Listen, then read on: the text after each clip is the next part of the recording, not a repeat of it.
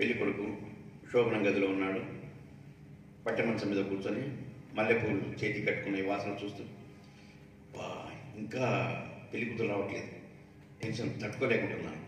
అప్పటిదాకా ఏం చేయాలంటే మనం బుక్ వెంట తీసుకున్నాం కదా, బుక్ చదువుకుంటే సరిపోతుంది అని మెత్తకెత్తికెళ్ళి బుక్ తీసి పర్ఫెక్ట్ శోభనానికి 12 సూత్రాలు రిటర్న్ బై కామరాజు.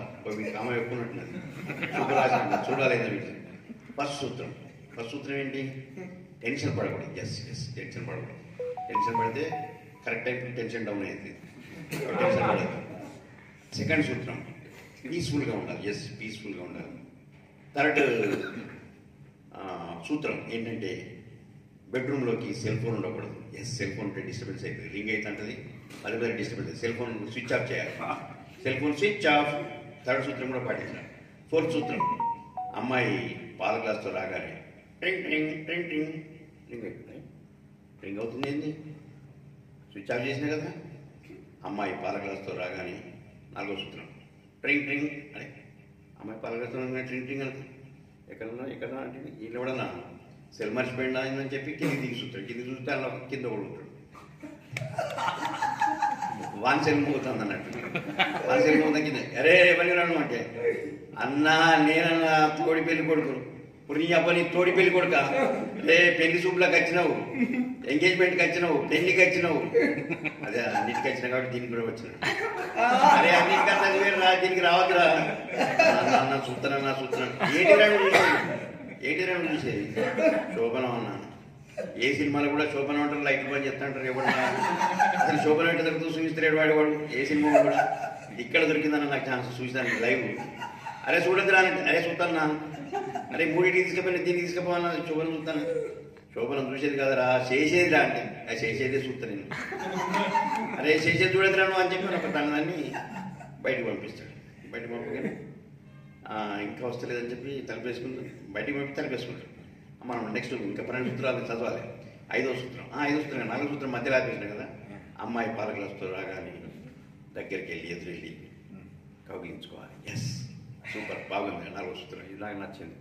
అనగానే చూస్తుండే టైం చూస్తే అబ్బా 12 అయిపోతుంది, ముహూర్తం అయ్యగారు పెట్టిన ముహూర్తం అయిపోతుంది. అది ఇంకా రాలేదేంటి అనగానే బయట నుంచి మీరు ఎదురు చూస్తున్నటువంటి రైలు ఆలస్యం అవుతుంది, ఆలస్యానికి చింతిస్తున్నాం.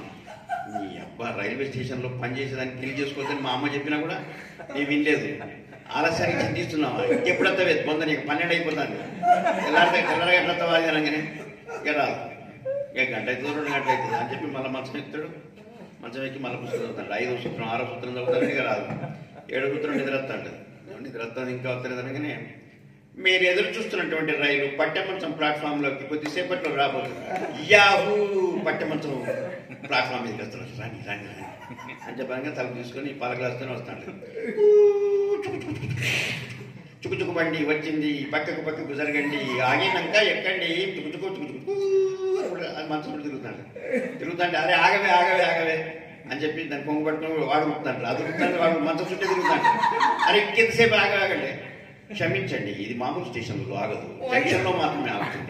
నీ అబ్బా జంక్షన్ ఎప్పుడు రావాలి, ఎప్పుడు ఆగుతుంది? నీ అబ్బా నేను తిరిగి మొసొచ్చి నీకు టైంలో పనిచేద్దాలో చేయను. నువ్వు నువ్వు ఎంతసేపు తిరుగు నీ పడుకుంటా అని చెప్పి వాడు దాన్ని ఎక్కి పడుకుంటాడు. మంచం పడుకుంటా అది గిర్ర తిరిగి వచ్చి అది కూడా పడుకుంటాడు. పండుకొని క్లియర్గా పడుకోగానే 9వ సూత్రం ఏంటిది?